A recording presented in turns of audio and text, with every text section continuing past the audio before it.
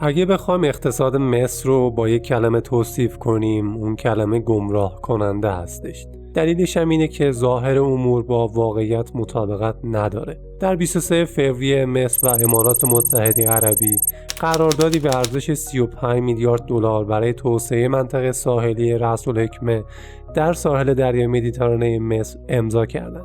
مدتی بعد صندوق بین‌المللی پول وام خودش به مصر رو از 3 میلیارد دلار به 8 میلیارد دلار افزایش داد.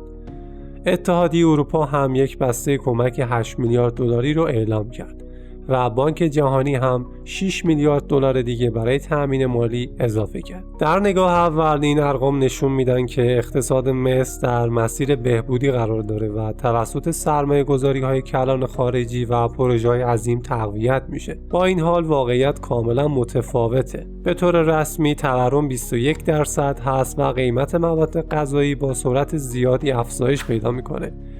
برای فقرا خرید از بازار به یک مشکل جدی تبدیل شده، به طوری که کیسه‌های خرید سبکتر میشن اما صورت حساب‌ها سنگین‌تر. طبقه متوسط مجبور بین پرداخت‌های مختلفش مثل هزینه نگهداری خودرو، شهریه مدرسه فرزندانش و خرید مواد غذایی یکی رو انتخاب کنه. این آشفتگی اقتصادی بدبختی گسترده‌ای رو به بار آورده. حدود 1/3 مصری‌ها با کمتر از $2 در روز زندگی می‌کنند و 1/3 دیگه هم در آستانه پیوستن به اونها هستند. با وجود پتانسیل های کشور مثل ذخایر نفت و گاز، کانال سوئز و میلیون ها گردشگر سالانه، دخالت ارتش در اقتصاد و سیاست های رئیس جمهور سیسی مانع از پیشرفت شده. مسئله اصلی نحوه عملکرد دولته که سوء استفاده از قدرت سیاسی رو منعکس میکنه. مقامات مصری به طور مداوم منافع شخصی خودشون رو بر منافع شهروندان ارجحیت دادند و مردم رو وادار به تحمل پیامدهاش کردند. در این ویدیو ما قرار نقص‌های ساختاری ریشه‌داری که اقتصاد مصر رو تخریب می‌کنن تحلیل کنیم. پس با ما همراه باشید. با وجود ارزیابی خوشبینانه از سمت مقامات و نهادهای بین‌المللی، شاخصهای کلان اقتصادی مصر یک مسئله حیاتی رو پنهون میکنه. اینکه درآمد کشور عمدتاً از منابع غیر مولد حاصل میشه که نه اشتغال کافی ایجاد میکنن و نه به رشد پایدار اقتصادی منجر میشه. کل درآمد دولت مصر حدود 40 میلیارد دلار هست، اما بخش عمده ایش از بخش‌های کم ارزش و کم بازده به دست میاد. به عنوان مثال کانال سوئز که 9.4 میلیارد دلار درآمد داره، نمونه بارزی از کسب درآمد از موقعیت استراتژیک مصر، نه فعالیت اقتصادی مولد.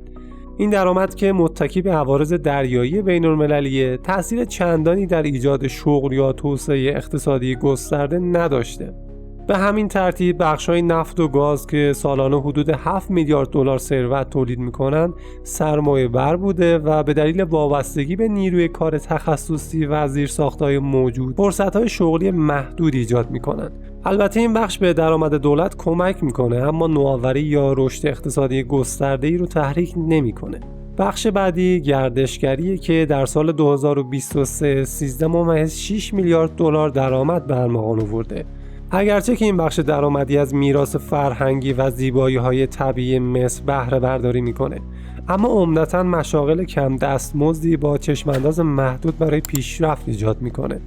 درست مثل کشاورزی که حدود 11% از تولید ناخالص داخلی رو به خودش اختصاص داده و 20% از جمعیت رو شامل میشه. این اتکا به بخش‌های غیر مولد که با کمک‌های قابل توجه آمریکا تکمیل میشه، به مصر اجازه رو داده تا از اصلاحات اقتصادی ضروری اجتناب کنه. در نتیجه توسعه صنایع مولدتر و بخش‌های تولیدی پیشرفته متوقف شده. اگرچه این رویداد برای سالها مصر رو پایدار نگه داشته، اما از زمان به قدرت رسیدن سیسی در سال 2014 افول اقتصادی کشور سرعت گرفته. در تابستان 2014 مصر دچار نوع جنون سیسی شد. آهنگ‌ها، کالاها و حتی لباس‌های خواب عبدالفتاح سیسی، افسر نظامی که به تازگی رئیس جمهور محمد مرسی رو سرنگون کرده بود رو صدا می‌زدند و به خاطر پیروزیش جشن می‌گرفتند. از بیرون این وضعیت غیر واقعی به نظر می‌رسید، چون میلیون‌ها مصری از مداخله خشونت‌آمیز نظامی علیه رهبری که تنها 1 سال در قدرت بود خوشحال بودند. سیسی که نوید شروع تازه بعد از هرج و مرج دوران پس از سقوط مبارک در سال 2011 رو داده بود، به سرعت به نماد امید برای خیلی ها تبدیل شد. اون از مصری ها خواست صبور باشند و روزهای بهتری رو وعده داد. اما یک دهه بعد واقعیت کاملا متفاوته. طبق انتظار سیسی به وعده‌های خودش عمل نکرده. در عوض اون به یک سلسله پروژه‌های عظیم و پرهزینه روی آورده که تأثیر چندانی بر افزایش بهره‌وری یا ایجاد اشتغال پایدار برای جمعیت جوان مصر نداشته. برجسته‌ترین این پروژه‌ها پایتخت اداری جدیده. یه ابتکار 58 میلیارد دلاری که با هدف انتقال دولت از قاهره به مکان دیگه انجام شده.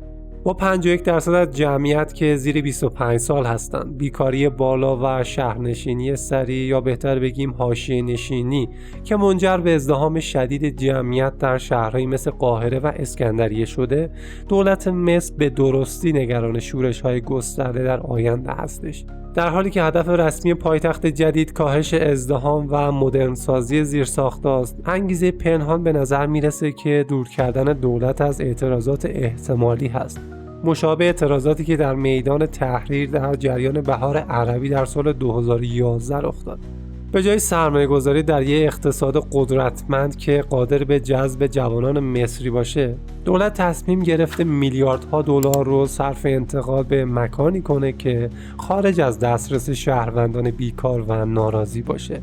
پایتخت اداری جدید تنها نوک قله یخ در میان پروژه‌های میلیارد دلاریه که منابع رو هدر میدن. رئیس جمهور سیسی در دوران زمامداریش یک کانال دوم سوئز، بیشتر از 20 شهر جدید، پروژه راه آهن مجموعاً به ارزش 23 میلیارد دلار و صدها پل ساخته. اگرچه که راه‌های پرسرعت و بزرگراه‌ها مزایایی دارن، اما اونها به مسئله اصلی اقتصاد غیر مولد مصر نمی‌پردازن که عمدتاً به اجاره‌داری و بخش‌های غیر مولد وابسته هستش. این پروژه‌های عظیم باعث افزایش شدید بدهی‌های دولت شدن، به طوری که نسبت بدهی به تولید ناخالص داخلی در حال حاضر حدود 90% هستش. باز پرداخت بدهی ها 45% از درآمد دولت رو مصرف میکنه و فضایی برای سرمایه‌گذاری در بخش‌های حیاتی مثل آموزش، بهداشت و ایجاد شغل باقی نمیذاره. بخشایی که میتونن واقعا بهره‌وری رو افزایش بدن و سطح زندگی مصری ها رو بهبود ببخشن. میراث ماندگار سیسی ممکنه که آسیب عمیق‌تری باشه که با ادغام ارتش در اقتصاد اون رو حتی ناکارآمدتر و غیر مولدتر کرده.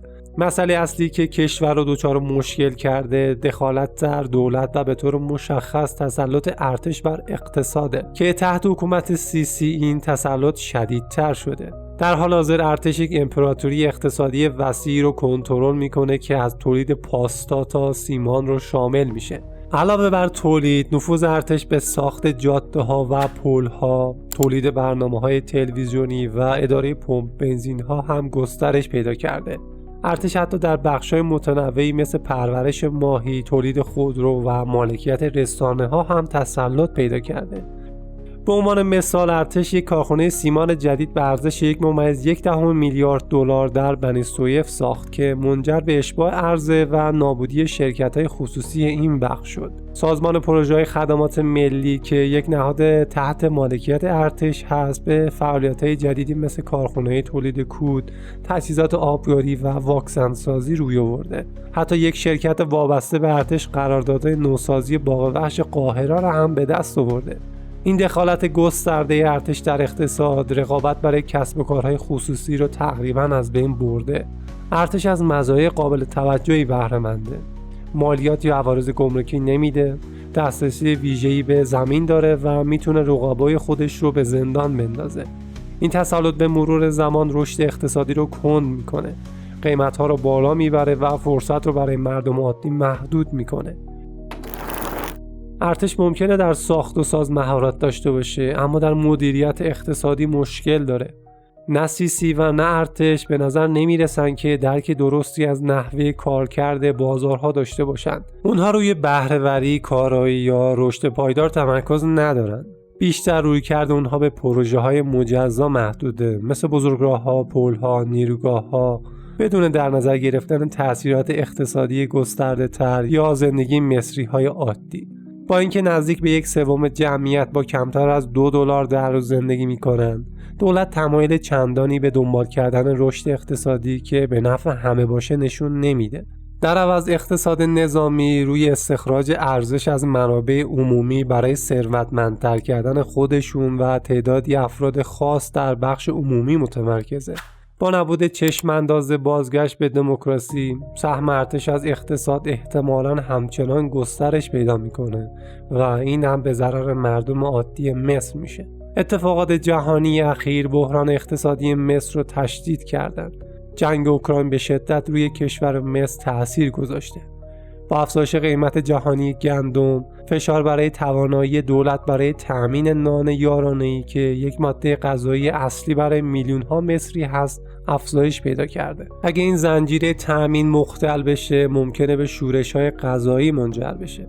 در کنار این چالش‌ها، درگیری‌ها در غزه و حملات حوثی‌ها در دریای سرخ باعث انحراف ترافیک دریایی از کانال سوئز شده که منبع درآمد حیاتی مصر را از بین برده. با این وجود دولت سیسی همچنان به هزینه‌کردهای بی حساب و کتاب در پروژه‌های عظیم ادامه میده، در حالی که کنترل ارتش بر اقتصاد در حال گسترشه و مردم عادی مصر رو به فقر عمیق‌تر فرو میرن. پرسش اینه که مصری‌ها تا چه اندازه میتونن این شرایط رو تحمل کنن قبل از اینکه این وضعیت به یه انقلاب دیگه‌ای منجر بشه.